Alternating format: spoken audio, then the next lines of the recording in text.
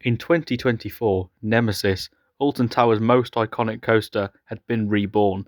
Forbidden Valley was back to usual working order after the classic invert was unavailable for the whole 2023 season, but they weren't done there. Alton Towers wanted to give this area something more than the reimagined Nemesis. Soon after, construction walls went up and speculation began. But who would have guessed that one of their most iconic attractions would be making a grand return, gearing up to spin a dizzying vortex in the height of Forbidden Valley? This is the return of a legend. This is the story of Toxicator.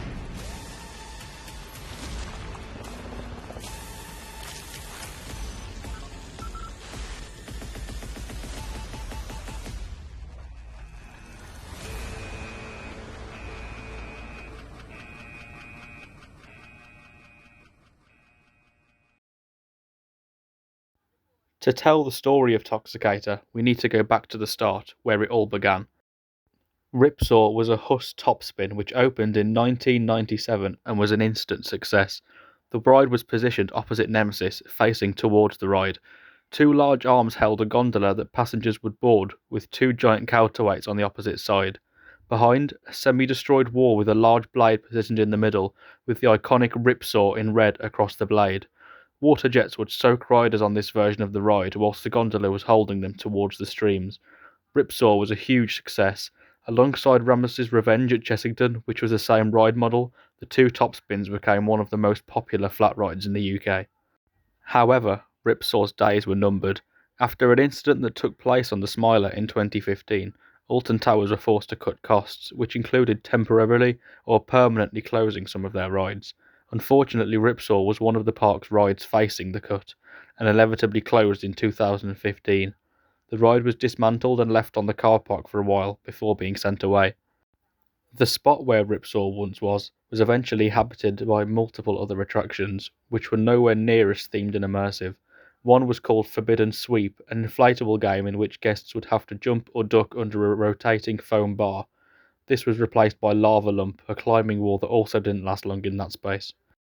The most infamous replacement for Ripsaw was Funk and Fly. This was a temporary Super Trooper funfair ride, added to boost capacity around the park after COVID-19, which Alton Towers added as part of the Retro Squad. This never went down well, due to the ride not fitting whatsoever with the immersion of the Forbidden Valley area. This, alongside the other Retro Squad rides, was removed after serving 3 years at the park. This left the space empty once again, seeming to just be left there after Funk and Fly left the resort. 2024 saw the return of Nemesis, now named Nemesis Reborn, which saw the whole Forbidden Valley area get completely refurbished into the Phalanx facility. The area was given a whole new look, with Subterra also returning in 2023 in the lead up to the reopening. Forbidden Valley was in a pretty good state, as a lot of theming and areas had been redone and repainted. There was only one thing missing, and that was the large gap that was left where Ripsaw used to be. The brand new Bunker 94 shop has opened next to the spot, which signalled to various people that Alton Towers had to be planning something, but what was it? Mid-2024, construction walls went up. Something new was obviously coming. The park had also now put plans in to be submitted for what was going to be a new flat ride. However, this was different. On the plans, the proposed new ride would be sitting on a raised concrete platform with two large theming pieces either side and a tunnel for guests to walk through underneath. This is when speculation started going crazy. Project Ocean was the name of the plan, and enthusiasts and parkgoers thought they had found something out very soon after the plans were revealed. The proposed height of the ride, minus the platform, was exactly the same as a Huss suspended topspin model, the type of ride seen in Talican at Phantasialand. People began to get very excited as they thought this might be the return of the beloved Ripsaw to Forbidden Valley. The planning documents had also stated that they had done noise level recording on a similar topspin attraction. If this wasn't confirmation that a topspin was returning to the area, I don't know what is. November 2024 arrived, and the time of the Alton Towers fireworks. This year they had themed the show to the Phalanx Expo, described as an exclusive, high-stakes showcase of the Phalanx's latest technological advancements and security protocols. Tonight we advance onwards, and I, John Dalton, as CEO of Phalanx, promise you, and all of you watching around the world, a truly explosive celebration. Ladies and gentlemen, let the Phalanx Expo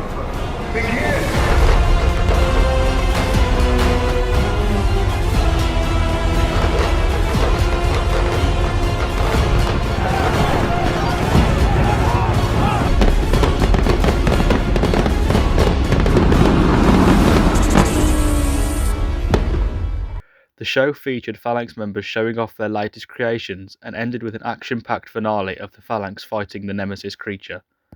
Right at the end of the show, the screens lit up once more, playing a brand new teaser. Submit to the spin. New ride coming, 2025.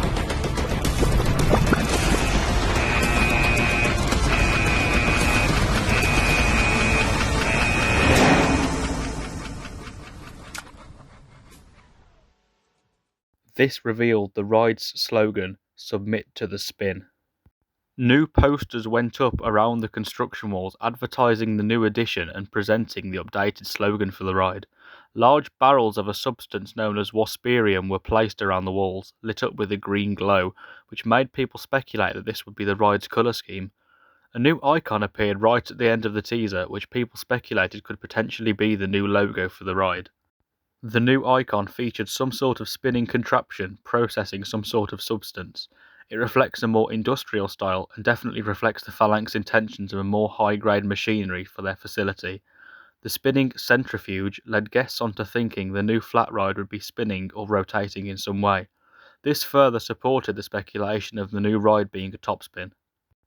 Although the plans pretty much confirmed a brand new topspin as the new ride, there are two possibilities of topspin models that could be brought in, which was still a mystery. The standard model, which Ripsaw once was, is the most common version, which can be seen at many parks around the world. It features 2 rows of 40, meaning 40 riders could take to the ride at once. All seats face one direction and the ride would have a floor alongside 2 different types of restraint. However, there is a more modern version of this classic attraction that could be on its way to the park. A Huss suspended topspin does a similar thing to the standard model. However, the 2 rows now face different directions, meaning a unique experience depending on which side you board onto. The major difference between this new model was that it was, well, suspended. The floor would move away as the ride started up, leaving riders' legs dangling. There was only one Huss suspended topspin in the world, which was Telekin at Phantasialand. Another mystery was the name. Whilst Ripsaw's Revenge was a fan favourite for guesses of the name, this seemed less likely than a brand new name and theme for the ride. In September 2024, fans found Merlin Entertainments, the parent company of Alton Towers, had filed for the trademarking of the name Toxicator. Even though this didn't explicitly state where the name was for, many believed it would be the name of the new topspin due to the more toxic theme. The brand new attraction's concrete base by the end of the 2024 season had been pretty much completed. This still didn't give away much about the aesthetic of the ride, including the 2 theming pieces on either side, but certainly showed the size of the new ride and how tall it would look sitting on the raised platform. In November 2024, ride hardware began to arrive. The 2 massive main support pillars, the counterweights, and the primary arms arrived at the park. Within the next few days, installation rapidly began, with all components on site already being lifted and fitted into place. This was shown by Alton Towers themselves, who were sending out Phalanx updates with images of the construction of the new ride. By then, it was clear to see that everyone was correct. The new ride was in fact a topspin. By the end of the month, construction on the ride itself was complete. The centre bar and the gondola had now been attached, also confirming this ride would be the UK's first suspended topspin. All that was left in terms of construction was the 2 theming pieces. The rest was theming up and painting the ride area and surrounding area. It was clear to see how tall the ride was now, reaching 78 foot, meaning this was the world's tallest topspin ride. In December 2024, the theming had begun to take shape. 2 large industrial silos sat on either side of the ride, with what looked to be screens on them. Both sides of the ride had water jets positioned under where the gondola would hold riders, due to the suspended model having seats on both sides. In January 2025, another teaser trailer premiered from Alton Towers' official account.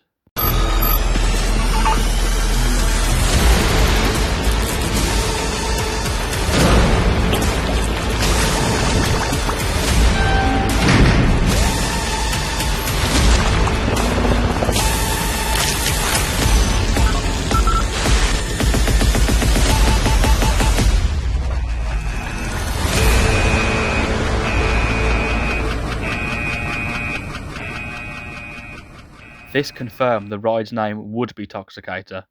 They can't keep many things secret there, can they? In February 2025, drone footage of Toxicator testing was released by Alton Towers. alongside revealing the opening date of the ride, announced to be March 15th, the opening day of the park. This got many excited to experience this new attraction, and many old fans excited to experience a more modern version of Ripsaw.